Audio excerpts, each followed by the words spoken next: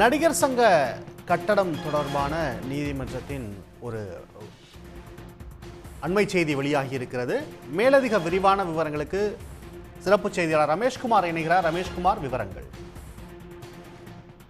தென்னிந்திய நடிகர் சங்கத்திற்கு 3 ஆண்டுகளுக்கு ஒரு முறை தேர்தல் நடத்தப்பட வேண்டும். கடந்த 2022ஆம் ஆண்டு தேர்தல் நடத்தப்பட்டு நிர்வாகிகள் தேர்ந்தெடுக்கப்பட்டார்கள். ஓய்வு பெற்ற நீதிபதிகளும் தேர்தல் நடைபெற்றது. அந்த தேர்ந்தெடுக்கப்பட்ட நிர்வாகிகளுடைய பதவிக்காலம் என்பதுதான் கடந்த மார்ச் மாதம் 19ஆம் தேதியுடன் முடிவடைந்தது. இந்த நிலையில தான் கடந்த 2024ஆம் ஆண்டு செப்டம்பர் 8ஆம் தேதி நடந்த நடிகர் சங்க பொதுக்குழு கூட்டத்துல மேலும் 3 ஆண்டுகளுக்கு அந்த பதவிக்காலத்தை நீட்டித்து தீர்மானம் நிறைவேற்றப்பட்டது. இதை எதிர்த்து தான் சென்னை உயர்நீதிமன்றத்தில் வழக்கு தொடரப்பட்டிருக்கிறது. இந்த பொதுக்குழு தீர்மானங்களை ரத்து செய்ய வேண்டும், தேர்தலை உயர்நீதிமன்ற நீதிபதி ஆணையராக நியமித்து நடத்த வேண்டும் என்று கூறிதான் நடிகர் நம்பிராஜன் என்பவர் வழக்கு தொடர்ந்திருக்கிறார்.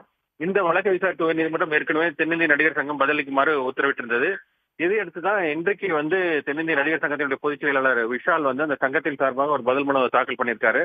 அதுல நடிகர் சங்கத்துக்கு கட்டிடம் கட்டுமான பணிகள் 25 கோடி ரூபாய் செலவில் தொடங்கப்பட்ட 60% கட்டுமான பணிகள் முடிவடைந்து உள்ளதாகவும், தங்களுடைய பதவிக்காலம் கடந்த மார்ச் மாதம் முடிவடைய இருந்த நிலையில தான் 2025-28 ஆண்டு வரை புதிய நிர்வாகிகள் தேர்ந்தெடுப்புக்கான தேர்தல் வேலை தொடங்கப்பட்டால் சங்கத்தினுடைய நிர்வாக கட்டணம் அந்த பணிகள் பாதிக்கப்படும் என்பதனால பொதுக்குழுவுல செயற்குழுவுல தற்போதைய நிர்வாகிகளுடைய பதவிக்காலத்தை மேலும் 3 ஆண்டுகளுக்கு நீடித்து ஒருமனதாக தீர்மானம் நிறைவேற்றப்பட்டதாகவும் அது பதிவுத்துறைக்கும் தெரிவிக்கப்பட்டதாகவும் அவர் குறிப்பிட்டிருக்கிறார்.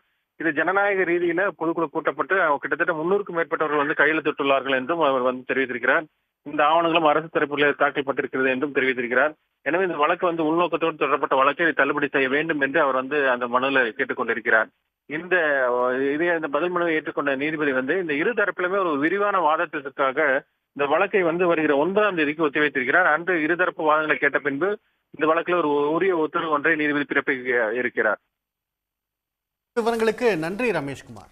உடனுக்குடன் செய்திகளை தெரிந்து கொள்ள சன் நியூஸ் பெல் ஐகானை கிளிக் பண்ணுங்க.